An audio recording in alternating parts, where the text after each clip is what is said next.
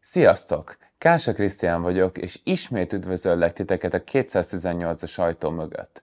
Ebben az epizódban Miklóssal a rendszerszemléletű evolúciós pszichológiáról fogunk beszélni. Vagy rövidítve, reppelni fogunk. Remélem így már kicsit barátságosabbnak hangzik a téma, viszont éneklést sajnos még így sem tudok ígérni. Na de hadd meséljek nektek egy kicsit a mai témánkról, mielőtt belevágunk. Az evolúciós pszichológia azt vizsgálja, hogy miként alakultak ki viselkedési mintáink az evolúció során válaszként a környezeti kihívásokra. A rendszerszemlélet ezt kiterjeszti. Tulajdonképpen a lényeg az, hogy a fejlődésünkre hatással lévő lehető legtöbb rendszert és ezek interakcióját próbáljuk elemezni és megérteni, annak érdekében, hogy mélyebb betekintést nyerhessünk az emberi természet rejtelmeibe. Remélem ezzel sikerült felkeltenem az érdeklődéseteket. Kezdjük! Rendszer szemléletű evolúciós pszichológia. Evolúció.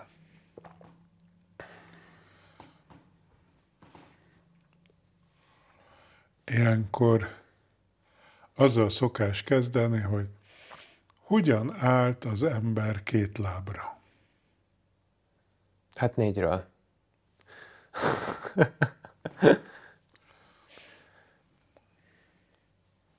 Mármint, hogy mi volt a két lábra állásnak a folyamata?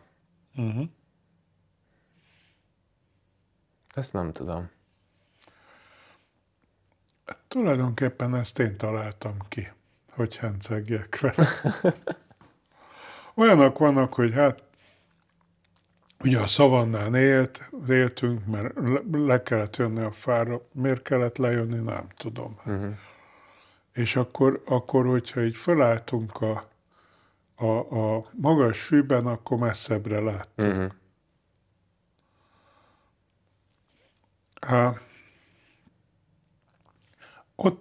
Ott a rejtély kulcsa, amit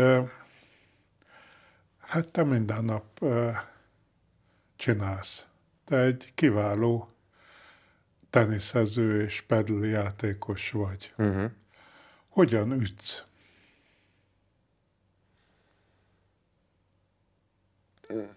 Hát, hogy megfogom az ütőt, és utána pedig megcsinálom ezt a lendítő mozdulatot, és lehet, hogy így... Azt mutasd a nézőknek, ezért vagyunk emberek. Van nekünk ott egy ilyen sinkcsontunk. Orsócsont. Igen. Másnak nincs. Semmilyen másik fajnak. Nincs.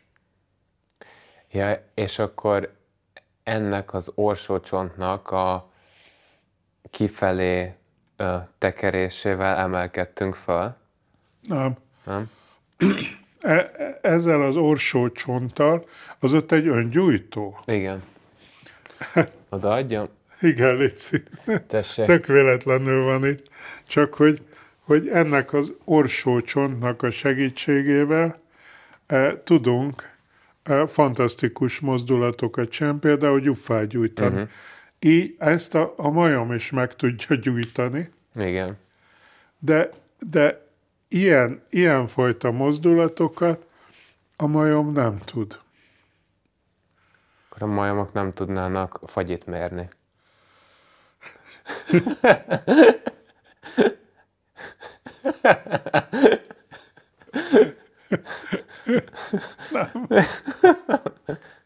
Nem. És amik hát evolúciósan ebből a szempontból döntőek, az a tűzcsiholás, vagy hát a kőpattintás. A kőpattintás. Igen. Aztán A lándzsahajítás. igen, a lándzsahajítás. Aztán a Hegyezés. Vagy az... igen, vagy mondjuk a hús levágása a csontokról. Ja, értem. Óriási evolúciós előny egy olyan faj számára, amelyik vetélkedésben van más ragadozókkal. Ha elejtenek egy vadat, akkor az oroszlánok úgy nagyjából meg tudják védeni a sakáloktól. De nagyon igyekeznek. A párduc igyekszik akkorát elejteni, úgyse tud nagyobbat, hogy föl tudjon vele mászni a fára. És az embernek ez egy óriási szelekciós előnyt jelentett, hogy az éles kövek segítségével gyorsan föl tudta darabolni a zsákmányt, ezért a zsákmánynak viszonylag nagy részét tudta elmenekíteni. Meg hát utána is tudta raktározni. Vagy ez már később jött? Azt nem tudom. Valószínűleg nem. De inkább azt mondom, hogy nagyon érvényes a kérdés, mert nem. Viszont a zsákmány mérete az eléggé meghatározta a horda méretét is, mert hogyha a szokásos ilyen legelésző állatoknál kisebb zsákmányt ejtett volna, akkor az nem tudta volna eltartani a hordát. Nagyobbat meg, hát csak sokára tudtunk, az már fejlett ilyen vadásztechnika. Tehát a lényeg, hogy innen indult a mi evolúciónk, ez egy olyan előnyt jelentett, ez az orsócsont és a vele jövő mozdulatok, hogy megérte két lábra állni. Ja, értem. Milyen érdekes, hogy egy ilyen minimálisnak tűnő változást mekkora fejlődést tud létrehozni.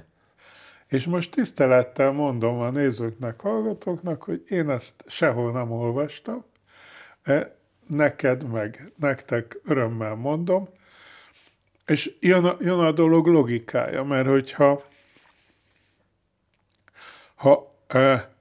maradtunk volna így négy kézláb, akkor nem, tehát ezek a finom mozdulatok, ezek lehetetlenek lettek volna. Hát persze izmos fiú vagy, meg biztos, hogy tudsz 50 méter, 100 métert megtenni négy kézláb, nem tudom, nem.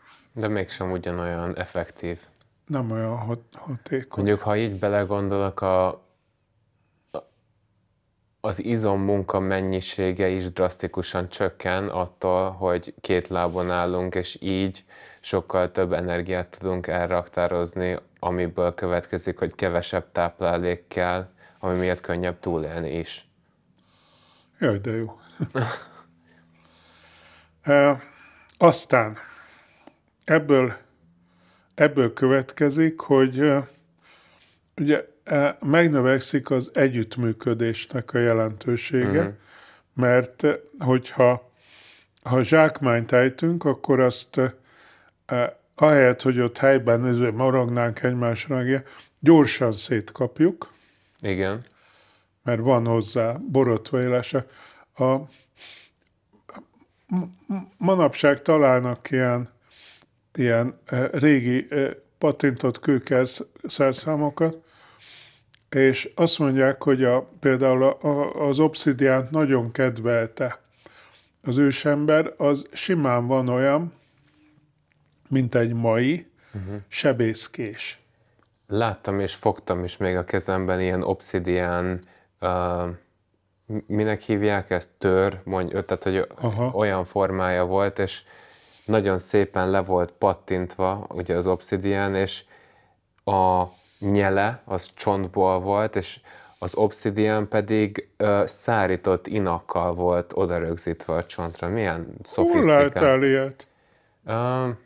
Ott van a nappaliban.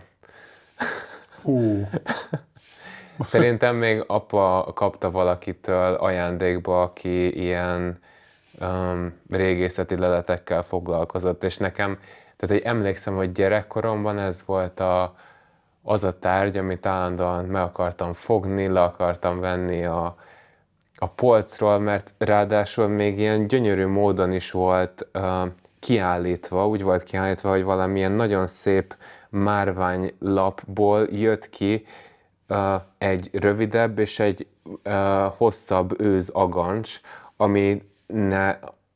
aminek egy része így ki volt faragva, hogy tökéletesen illeszkedjen bele ez az obszidián tör, és annyira gyönyörű volt. és hol van ez? Szerintem ez még mindig megvan. Hú, Igen. akkor erről kellene fénykép, és nekem meg add a kezembe. Nekem Rendben. nagyon régi vágyam ez. Rendben. Tulajdonképpen az emberiség fejlődésének az egyik zsákutcája az obszidián, Igen. mert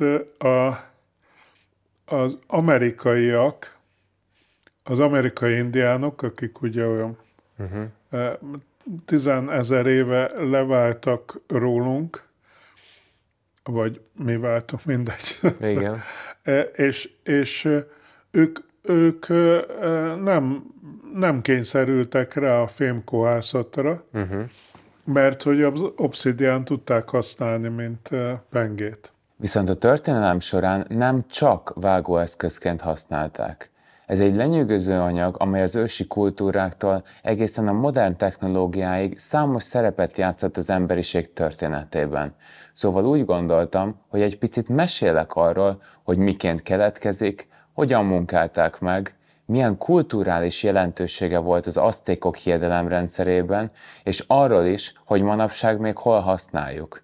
Na de mielőtt belevágnánk, ahogy ígértük, megmutatom nektek a tört, amiről beszéltünk.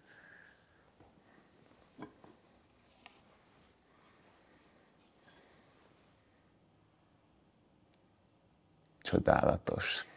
Na de tudjunk meg egy kicsit többet erről a csodás anyagról. Először is, hogyan keletkezik? A vulkánok mélyéről származik, ahol a forró, olvadt magma gyorsan lehűl, mielőtt kristályokba tudna formálódni. Ebből a gyors folyamatból keletkezik a vulkáni üveg, amely sötét, misztikus megjelenést kölcsönöz neki. Olyan ennek a kőzetnek köszönhetjük első gyárainkat?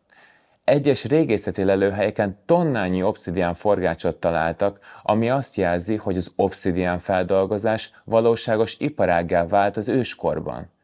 A világ egyik legrégebbi gyára a törökországi Katal-höjük régészeti lelőhelyen található, ahol obszidián eszközök sorozatgyártására utaló nyomokat fedeztek fel mintegy 10 000 évvel ezelőttről. Az obszidián megműveléséhez kötődik még egy érdekes rejtély is. Ezzel a tárggyal kapcsolatban, amit megjelenítettem a képernyőn. Ezt a precízen megmunkált obszidián hengert Eric Thompson gépészmérnök fedezte fel egy mexikói múzeumban. Kutatásain keresztül megállapította, hogy csak forgóeszközökkel, például esztergával lehet elérni egy ilyen precíz megmunkálási szintet. Thompson kísérletei azt is kimutatták, hogy az obszidián hagyományos módszerekkel nem megmunkálható. Ezért egyesek szerint ezek a leletek egy fejlett, elveszett civilizáció technológiai tudását tükrözhetik. Az obszidiánt az istenek küldték? Az obszidián nem csak fegyverek és eszközök alapanyaga volt, hanem spirituális és kulturális jelentőséggel is bírt. Az aztékok Itzlinek nevezték, és úgy hitték, hogy az obszidián az istenek világának megnyilvánulása. Különösen a hatalom és a védelem szimbóluma volt. Az azték papok például obszidián tükröket használtak, amelyeket jövendőlésre, sőt, spirituális utazásokhoz is alkalmaztak. Ez volt az a tükör, amelyben a jövő vagy az istenek üzenetei tükröződtek. Élesebb, mint az acél? Talán az egyik legmegdöbbentőbb felhasználási módja, hogy ma is használják a modern sebészetben. Az obszidiánból készült pengék sokkal vékonyabbak és élesebbek, mint a legjobb sebészeti acélből készült szikék. Ez lehetővé teszi az orvosok számára, hogy különösen pontos vágásokat végezzenek olyan műtétek során, ahol a minimális hegesedés kiemelt fontosságú, például a szemészetben vagy a kozmetikai sebészetben. Viszont mivel ebben az epizódban a rendszerszemléletű evolúciós pszichológiáról beszélünk, Miklós jogosan emlékeztet minket arra, hogy... Hát ez nem egy evolúciós távlat 10 000 év, szóval a lényeg az ez. A lényeg az, hogy sikerült a zsákmány nagy részét hazamenteni. Igen. Otthon vár a horda, és a hordát meg sikerül elég biztonságban élelmezni. Mivel? Hússal. Igen. Nem rossz az. Üdvözlöm azokat, akik megvetik a vörös húst. Én nem attól vagyok ilyen kövér, de hát gondoljuk meg, hát az emberiség egész emésztése az a vörös húsra alapult. Pont, nincs mese. Azzal láttuk el magunkat, ezért savas a gyomrunk, ezért van vékony belenk, ami persze már kilukkad, meg a sok nyavaja antibiotikumtól. Itt most térjünk ki egy pillanatra a beleink egészségének fontosságára, mivel ez hihetetlen hatással van az egész biológiai rendszerünkre. Oké. Képzeld el, hogy a gyomrod és az agyad folyamatosan pletykálnak egymással. Például arról, hogy mennyire nem csípik az antibiotikumot. Ezt bélagytengelynek nevezzük. Amikor eszel, az étel a gyomrodból a vékony bélbe jut, ahol a felszívódásért felelős bolyhokkal borított felület fogadja. A bolyhok felszínét egy réteg hámsejt borítja, amelyek között található egy speciális sejt, az úgynevezett enteroendokrin sejt. Ez a sejt fontos szerepet játszik a bél és az idegrendszer közötti kommunikációban. Mondhatni, ő az igazi főnök, mivel nem csak hormonokkal kommunikál, hanem közvetlen kapcsolatot létesít az idegekkel, például a vágusz ideggel. De ez még nem minden. Képzeljétek el, hogy képesek érzékelni a bélben lévő kémiai, mechanikai és hőingereket, mint például a tápanyagokat vagy a baktériumok melléktermékeit. Amikor ezek a sejtek valamit érzékelnek, elektromos jeleket küldenek a vágusz idegen keresztül az agyba. Ez a gyors kommunikáció lehetővé teszi, hogy a bélben történtek azonnal befolyásolják az agyműködést, és képzeljétek, még kórokozók is kihasználják ezt az utat, hogy elérjék az agyat. Ez egy nagyon jól működő rendszer, és ezen a ponton vissza is térhetünk a fő témánkhoz, ami pedig nem más, mint hogy... Miért rendszer szemléletű evolúciós pszichológia? Mert ez ugye még egy eléggé egyedi dolog, meg még talán az is, hogy jó, gyorsan föl tudjuk darabolni a zsákmányt, hazavisszük. Hát ilyen van az afrikai vadkutya, ezt csinálja, csak ő egy kicsit kevésbé ízléses módon lenyel egy nagy darabot, aztán fölöklendezi a kölykeinek, meg az öregeknek, meg az otthon maradottaknak. Vagy még tudunk olyanokat, ahol a hordából leválik egy vadászfalka. De a rendszerszemlélet az azért érdekes, mert viszont a vadászfalka, ha már két lábon jár, akkor már kialakítja a maga vadász módszerét is, mégpedig ezt úgy hívjuk, hogy kifullasztásos vadászat. Ja, értem, hogy rögtön tudatosan vagy nem tudatosan reflektálva erre az előnyre, hogy ők effektívebben használják az izomzatokat, kihasználják. Bekeríti a vadat, tereli, és folyamatosan hajszolja, és a vadaknak meg úgy, ahogy nekünk van sinkcsontunk, orsócsontunk, úgy nekik meg van bundájuk, ami ellenük fordul. Nem tudnak izzadni. És mi történik, hogyha nem tudnak izzadni, akkor az... Kifullad, aztán megpusztul. Hőgutába. Hát, Nyilván nem egy hajsza után, úgy, ahogy mondjuk meg tudja hajszolni egy gepárd, vagy akármelyik gyors állat, hanem úgy, ahogy hosszasan kitartóan, ahogyan az emberek mennek és mennek, nem hagyják pihenni, és egy idő után csak... innen kerítik, onnan kerítik, és bemenekül sűrűbe, oda is utána mennek. Szóval ez pedig azt hozza, hogy a vadászfalka az elkezd nagyon magas szinten együttműködni. Mit szólnátok hozzá, ha most mi is együttműködnénk, és igazán belegondolnánk, hogy egy ilyen vadászfolyamat hogyan is nézhetett ki? Én vagyok Samu, a törzs vadászmestere, és most mesélek nektek egy igencsak emlékezetes mamutvadászatról. Ha valaki azt hiszi, hogy a mamutvadászat simán megy, az téved. Kezdjük azzal, hogy először napokig egy hatalmas gödröt ástunk, amiben a mamutot akartuk beleterelni. Aztán, mert hát ugye mindig kell egy B-terv, kinéztünk egy sziklát is. Ha a mamut nem akar szépen a gödörbe lépni, akkor majd szépen lehajtjuk a szikláról. Milyen okosak vagyunk, ugye? Elméletben legalábbis. Majd kishegyű obszidián láncsáinkat is ellenőriztük. Elégedettek voltunk, mert ez a fegyver tökéletes mamutbőr ellen. És elérkezett a nagy nap. Korán keltünk, mert egy mamutot nem lehet úgy üldözni, hogy közben délig ágyban maradunk. Először megpróbáltuk beleterelni a mamutot a gödörbe. Nos, a mamut másképp gondolta. Oké, nincs gond, van B-terv. Nos, a sziklánál pedig kiderült, hogy azt csak az Oroszlán királyban szeretik az állatok. Már feladtuk, de aztán jött az üldözés. Órákon keresztül futottunk a mamut után, míg az kifulladt. Az egész napos hajsza után végül sikerült körbezárnunk, és együtt leterítettük. Hatalmas volt, de mi még annál is nagyobb hősöknek éreztük magunkat. A húst feldaraboltuk, a következő napokban szépen hazahordtuk, és hetekig lakmároztunk. A mamutvadászat igazából nem csak a húsról szólt, hanem erősítette a törzs összetartását is, hiszen mindannyian ugyanazért a célért dolgoztunk, egymásra támaszkodva. És így jutottunk el oda, hogy... Az együttműködés az fölül kerekedik a dominancia küzdelmeken.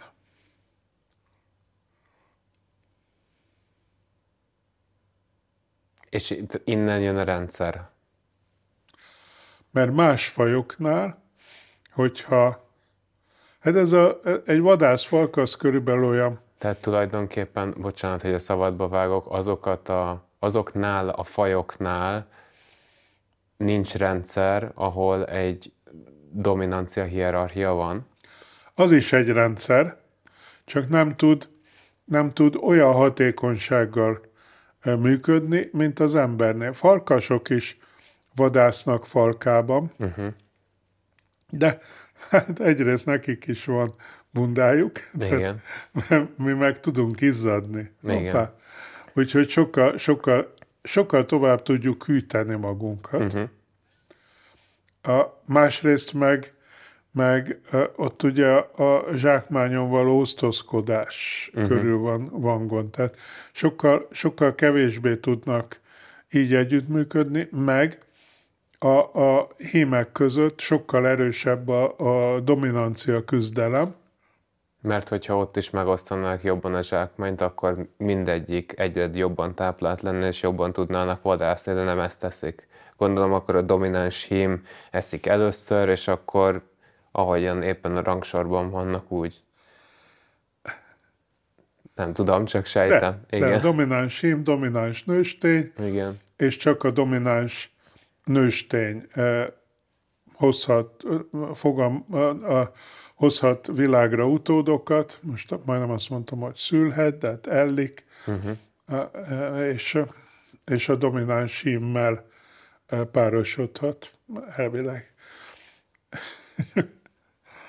Az embernél viszont emiatt, hogy a vadászfalkának nagy az eltartó képessége, a biztos táplálékot tud hozni a kifullasztásos vadászattal, mert kiszemeli, kifigyeli, addig hajszolja, amíg megvan. Igen. Nincs mese.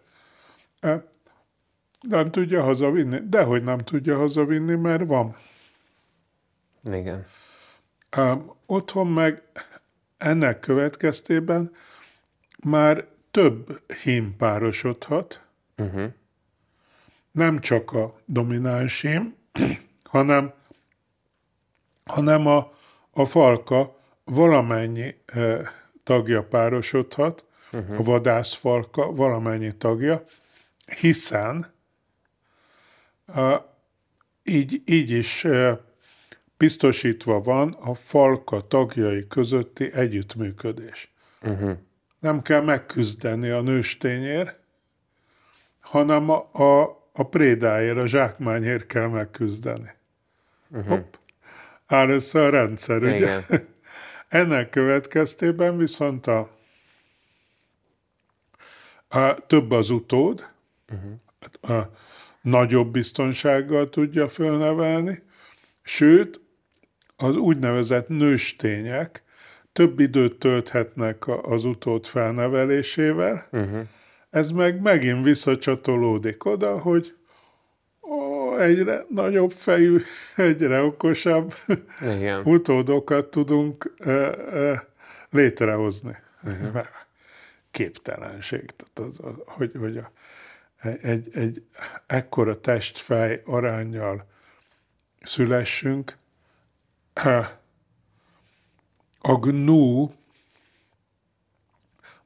borjak, azok a születések után néhány órával már 30 km/órával tudnak futni.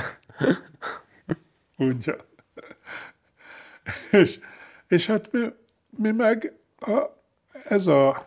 És mi a születésünk után hány órával? És az a vicces, hogy olyan okosak vagyunk, hogy még azt is ki tudjuk számolni, mert ugye egy nap az 24, 1000 nap, az körülbelül olyan 24 000 óra, amikor sose fogunk tudni 30-al. Szóval, hogy így illeszkednek az orsócsonthoz, a kifullasztásos vadászat módszeréhez az emberi horda méretei, zsákmányállathoz, egy nagyobb legelésző, fűevő, növényevő állathoz, és a horda belső szerkezete is ezáltal meghatározódik, mert akkor párok vannak, a párok azok elég elkötelezetten nevelik az utódukat. Mivel egy ilyen esetlen utódhoz kell az együttműködés, hogy biztonságban fel tudják nevelni, ugye? Meg kell a hordán belüli nagy együttműködés, és most már kezdünk eljutni egy csomó olyan dologhoz, amit direkt le tudunk fordítani mai pszichológiai jelenségekre, és azt akartam mondani, hogy elvezet ezekhez, de még valamit hozzá kell tenni, hogy viszont a hordán belüli nőstények, azok is nagyon részt vesznek a horda megtartásában, a megélhetésben, főleg azért, mert ők meggyűjtögetnek. És ez egy teljesen más hozzáállás, és akkor most már eljutunk a mai pszichológiához, tehát a nők, igen, azok körbejárják a bokrot, közben csevegnek, közben kinézegetnek, mint te a kamerára. Igen. Nézegetnek, hogy a gyerek biztonságban van-e, és tudják, hogy melyik bokor mikor érik. Most ugyanez van, csak ilyen akciókkal, meg hogy melyik áruház mikor Mikor tart akció? Szerintem nem biztos, hogy minden női hallgató ezzel ennyire egyetértene. Nem. Nem, de ez nem is érdekel, mert ilyen az evolúció. Tehát, hogy mikor érik a gyümölcs, még egyszer körbejárják, mert alá is esett, meg az ágról is lehet leszedni, meg ilyesmi.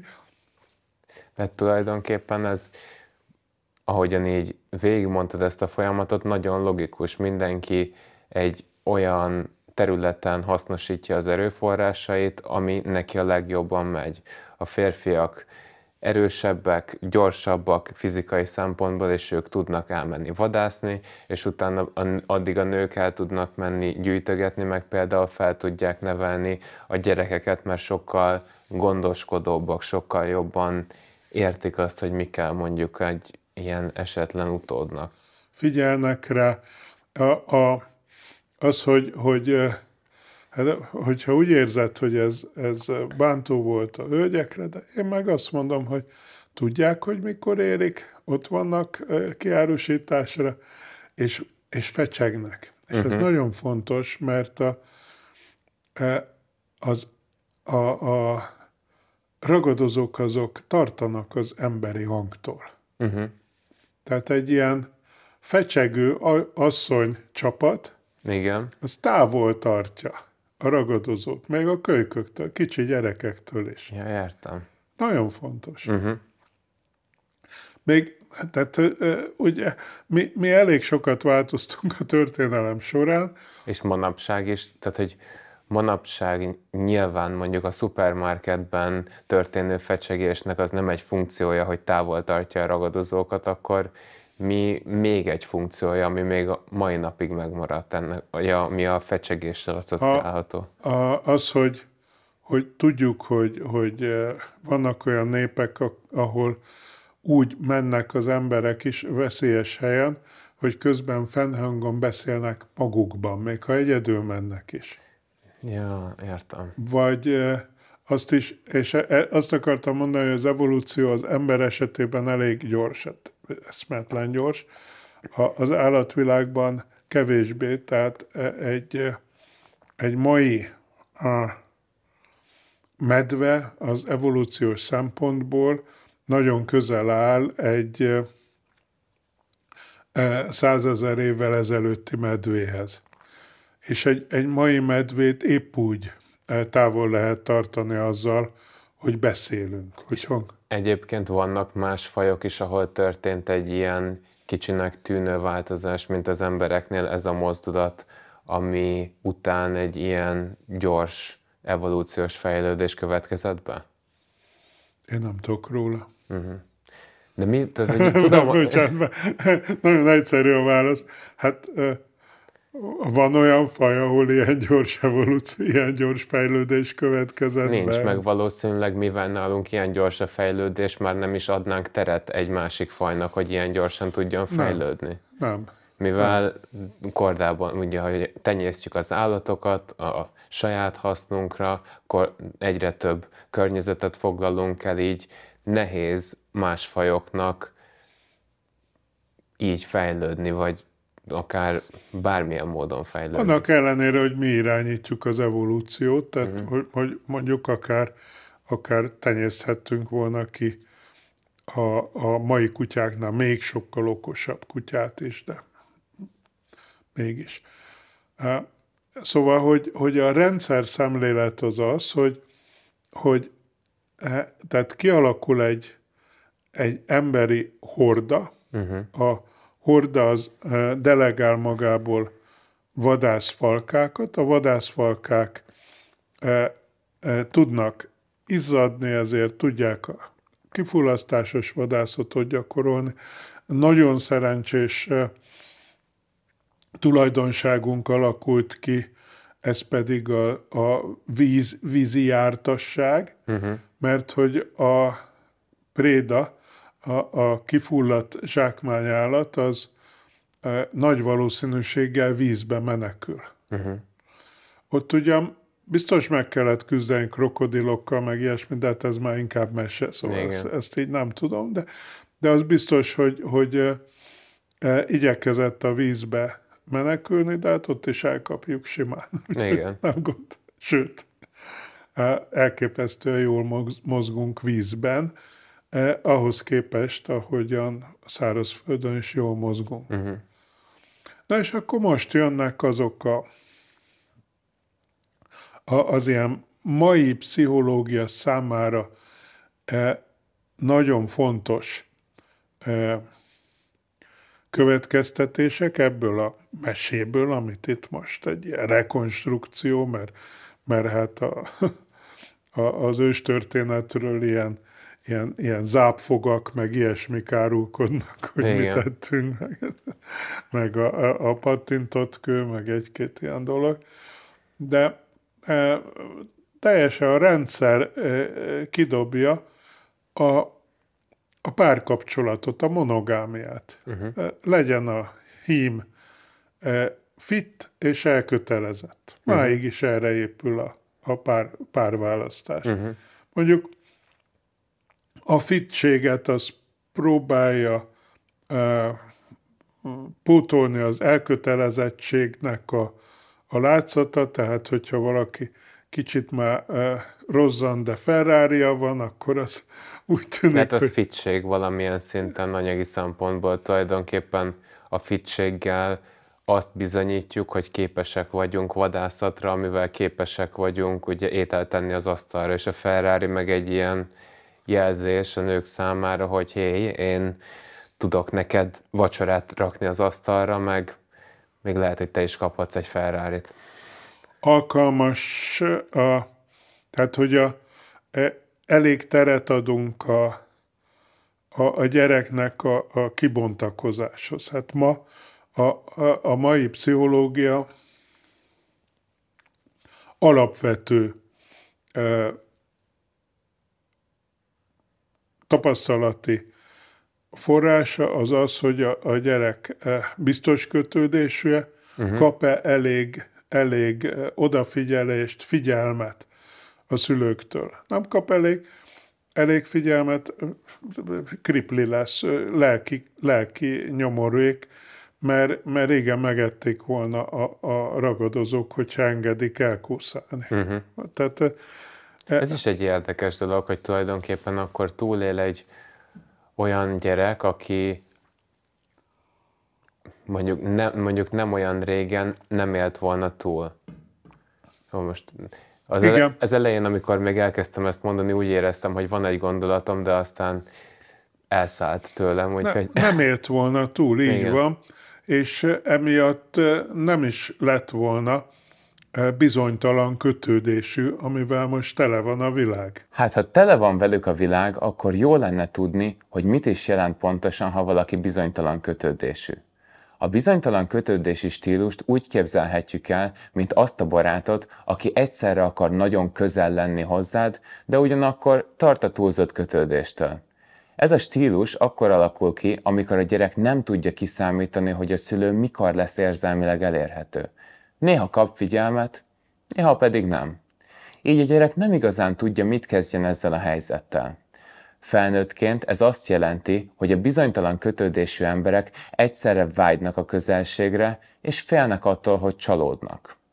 Persze ez nem könnyíti meg a stabil kapcsolatok kialakítását, hiszen a másik fél gyakran nem tudja, mire számítson. De a jó hír az, hogy egy kis önismeret és tudatosság segíthet abban, hogy könnyebben tudjunk kapcsolódni társainkhoz. Szóval, ha úgy érzed, hogy néha kissé zűrösen kezeled a kapcsolatokat, ne aggódj, inkább hibáztasd a szüleidet. Na de viccen kívül, mi van akkor, ha mondjuk 2 bizonytalan kötődésű embernek viszont lesz egy utódja, akkor lehet, hogy az meg már nem hogy az evolúció abban az esetben nem egy pozitív irányba, hanem egy negatív irányba megy tovább, nem? Hát vagy mondjuk a társadalmi fejlődés. Igen. De hogy ez például egy kőkemény evolúciós tény, hogy a gyerek úgy azt igényli, hogy folyamatosan rajta legyen egy szempár. Ezt egyébként még egy kicsit visszamenve az előző gondolatra, még tőled tanultam azt, hogy ugye minden rendszernek a hiba az egy integráns része. És számomra most ebből a képből, amit itt festettél nekem, úgy tűnik, hogy ennek a rendszernek a hibája az, hogy túl jól működik, és ezért hajlamosak vagyunk egyfajta elkényelmesedésre? Abszolút. Az evolúció elmélet megalkotója, Konrad Lorenz, az azt mondja, hogy die Verhausschweinung des Menschen, ami a Hausschwein az a házi sertés. És ő szándékosan használja ezt, én meg olyan tudálékos vagyok, hogy ezt így kimondtam. Németül. Le is nyűgöztél. Ugye? Igen. Meg szerintem a nézőket is. Ugye?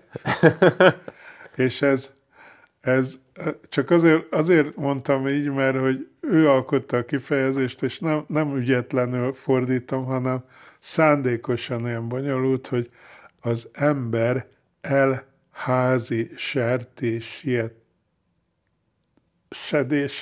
Igen. Tehát, hogy akkor ez a hiba ebben a jól működő rendszerben. Hát, hogy házi sertés.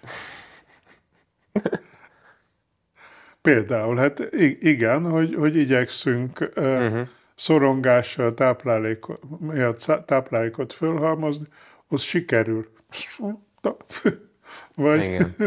Vagy hogy igen, olyanok is föl tudnak nevelkedni, akik kevés figyelmet kaptak, nem vitte el őket az oroszlán, vagy a gepárd, vagy mit tudom, hanem szépen felnőnek, és akkor hát ők sok munkát adnak a pszichológusoknak, pszichiátereknek, köszi. De igen, tehát, hogy ezek az ilyenfajta betegségek, ezek ilyen evolúciós zsákutcák. De hogy azért nézzük a jót is, vagy amit jó, ha megbocsátanak, hogy belénk programozódott férfiakba ez a falkában vadászat. És ez ott van a génjeinkben. Ezért fontos, vagy lehet, hogy akkor ezért ilyen óriási dolog mondjuk a foci. Tehát, hogy ott 11 férfi megy egy csapatban, van egy labda, van egy cél, és az, tehát, hogy valahogyan biztos nézni is azért olyan jó, mert úgy mélyen erre vágyunk. Hát nézzük, hát igen. Szóval kosárlabda, foci, hogy úgy lejárunk ide-oda, és hogy hát az most, hogy az 11, az egy kicsit sok, de azt mondjuk, hogy 7 plusz mínusz 2, tehát úgy 5 és 9 közötti férfi csoport, arra vágyunk, és ott az együttműködésre, és nagyon. És mik azok a helyzetek, ahol mondjuk ezt így el tudjuk érni, nyilván munkahelyen például, vagy sportban? Igen, sportban. Mert ott mégiscsak van egy fizikai része is, ami imitálja a vadászatot. De harcászatban, tehát mindig is ilyen tízes egységekbe, hát azt is mondják, hogy tizedes. Szóval 10-es egységekbe osztották be általában a legkisebb egységét egy hadseregnek, vagy egy századnak, akkor az ilyen egységekből állt szakasz. És például egy olyan férfi, aki nem része egy ilyen csapatnak, tehát ott is lehet, hogy rengeteg pszichológiai probléma jelentkezik, nem? Sőt, biztos. A saját tekintet. Biznisz. Így van, mert ugye kirekesztett, meg deviáns, meg ilyenek vannak. De alapjában, tehát ez az igény, hogy hetente 2-3 ilyen alkalom legyen amikor egy ilyen kifulladásos vadászat van. Múltkor beszélgettünk a szagokról, még azt is mondhatom, hogy ahol öltöző szag van. Valóban, mert akkor ahhoz is hozzá, vagy hát a felmenőink már hozzászoktak ehhez. Sőt, hogy az van belénk kódolva. Azt mondhatom, hogy velünk született viselkedésmód. Úgy, ahogy és akkor most áll össze a rendszer, hogy a kicsi baba igényli a figyelmet, az anyuka igényli azt, hogy figyelmet adjon. A felnövekvő gyerek igényli, hogy ha fiú, akkor beilleszkedhessen a vadász hordába. Igen. És erre már az ismert történelemben is folyamatosan vannak ezek a beavatási szertartások, amikor elfogadják férfiként, és még mezőgazdasági népeknél is beilleszkedhet a falkába. Nálunk például itthon Magyarországon mi lenne egy ilyen beavatási szertartás? Érettségi. Igen? Érettségi, vagy azoknál a rétegeknél, akik nem jutnak el az érettségig, ott a ballagás, a 8 osztály után. Óriási nagy esemény a ballagás. Most akartam mondani ennek a népcsoportnak a szokásait, de hát hatalmas ünnep. Szóval, hogy a lényeg az, hogy ha ezt a rendszert elfogadjuk, és én azt is mondom, szívesen mondom, hogy kedves nézők, kedves Krisz, ezt én találtam ki. És mondja, ez egy ilyen mítosz. Nem olvastam sehol, nem tudom bizonyítani, de az, hogy ennek az elemei logikusan, koherensen, konzisztensen illeszkednek egymásba, annak a bizonyítéka az, hogy ma ezek a velünk született viselkedésmódok irányítják az életünket. Te egy fit, jó pasi vagy, de hogyha csóró vagy, akkor kevesebb esélyed van, mert nem látják benned azt, hogy következetesen föl fogod nevelni az utódodat. És aki mondjuk egy kicsit ilyen pufókabb, meg kevésbé kisportolt, de olyan jó szándékú, meg jó módú, valamiért bizonyos helyzetekben előbbre való. De milyen érdekes egyébként, hogy lehet, hogy ez valóban így van, és így működik, ahogy mondtad, csak az az érdekes, hogy azok az erőforrások, amik régen kellettek ahhoz, hogy valaki egy ilyen pozícióba kerüljön, azok abszolút megváltoztak. Nagyon. És érdekes, hogy ugye egy dominanciával, egy fizikummal, meg képes vagyok vadászatra, azzal lehetett jól párt találni, és most pedig annyira összetett lett az, hogy mit tesz egy férfit, vagy adott esetben egy nőt is sikeressé, hogy talán nem is tudnám ezt így definiálni. Hát az, hogy mi teszi, az éppen erről szól, hogy ezért rendszer szemléletű, mert kevés az egy szempont, hanem rendszer. Igen. Megint csak ilyen körülbelül 7 plusz -2, tehát ilyen 5 és 9 közötti szempont. És az egyik valóban a fittség, a másik a jómód, a harmadik az attitűd, ahogy hozzááll az utódokhoz, ahogyan mások őt látják, mások becsülik, vagy kevésbé becsülik. Tehát, hogy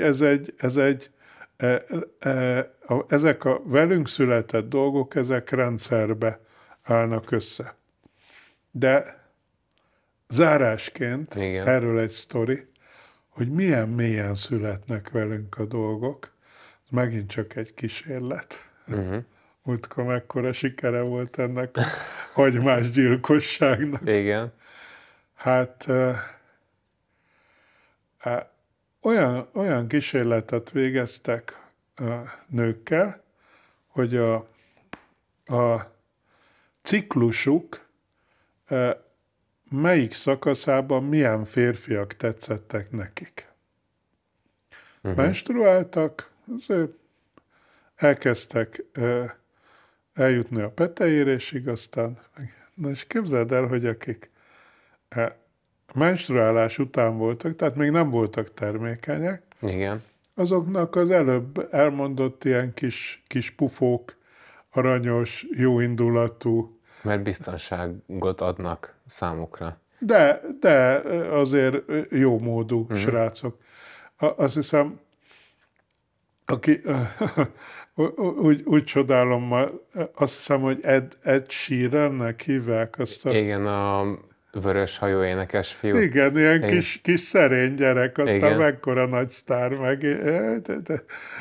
De hogy ahhoz képest, hogy rockstar, hát olyan mindegy. Na, ilyenre. Tehát a rajzoló programmal ilyeneket, hogy ez a jó pasi. És aztán ahogy jutottak a peteéréshez, hogy egyre inkább a rossz fiúk jöttek az ilyen kemény vonású kis bocsánat. Szóval... Zavarba hozza. Hát, és aztán amikor túl voltak a peteérésen, akkor megint jöttek a kis pufók, aranyos fiúk. Hát, hogy ez egy szerintem annyira frappáns dolog, hogy az utóbbi 7 millió évben erre működnek a nőknek a preferenciái. Egyébként én ezt a fogamzásgátlóval is hallottam például, hogy manapság valaki szed egy fogamzásgátlót, és választ magának egy párt, ilyen, ahogyan leírtad mondjuk az Ed Sheerant, hogy egy kicsit pufókabb, de jóindulatú, meg tud egy biztonságot megteremteni, és azt hiszem, hogy egyébként ez nem egy kutatás volt, hanem csak anekdotális, de több nő állította azt, hogy amikor abba hagyták a fogamzásgátlót, és megpróbáltak gyereket csinálni, akkor nem vonzottak már annyira a párjukhoz, mert megváltozott a hormonális rendszer belül, és tehát egy ilyen macsó férfira vágytak. Nyilván, mert peteérés. Hát tulajdonképpen az ugyanaz a folyamat, csak mesterségesen, mint amiről te beszéltél. És a mi terápiás tapasztalatunk, az sok ilyen esetet ismer, hogy jönnek, hogy hát nem értjük, hogy pont most, amikor rászántuk, elhatároztuk, meg várjuk a babát, hogy most akkor, hát nem. És mind a két félnél van. Ez részben az, amit mondtál, az a fenotípusos illesztés, tehát hogy néz ki meg minden, de az illatok. És arra már mi elég sokat meséltünk, igen, hogy milyen fontosak az illatok, meg a feromonok, és a feromonok azok ugyanazok, mint a többi. És ez igaz egyébként, ez csak egy gyors kérdés. Valahol hallottam az interneten, hogy a nők a feromonokat innen a tarkó tájékáról eresztik ki a legtöbbet, vagy nem? Vagy ez csak egy ilyen hülyeség, amit az interneten láttam? Sőt, a kisbabák Ja, hogy azért tudják olyan ezt. illatosak. Azért. Igen. Úgyhogy azért nincs is szebb, mint beleszagolni egy kisbabának ebbe a tarkó pelyhelyébe. Kívánom mindenkinek, hogy legyen meg ez az öröme.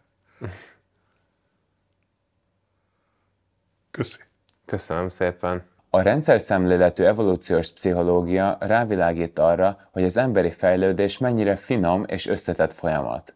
Olyan apróságok, mint az orsócsontunk mozdulata elegendő volt ahhoz, hogy két lábra emelkedjünk és rátérjünk a kifullasztásos vadászatra, ami véget vetett a dominancia küzdelmeknek és elhozta az együttműködést, ami a modern társadalmunk alapját képzi. De ahogy túljutottunk a kihívásokon, a jól működő evolúciónk egy furcsa paradoxba torkollott. Elkényelmesedtünk. Ezért most rajtunk a sor, hogy kiváló együttműködésünk segítségével ezt az aktuális problémát is megoldjuk. Köszönöm a figyelmeteket, remélem találkozunk a következő epizódban. Sziasztok!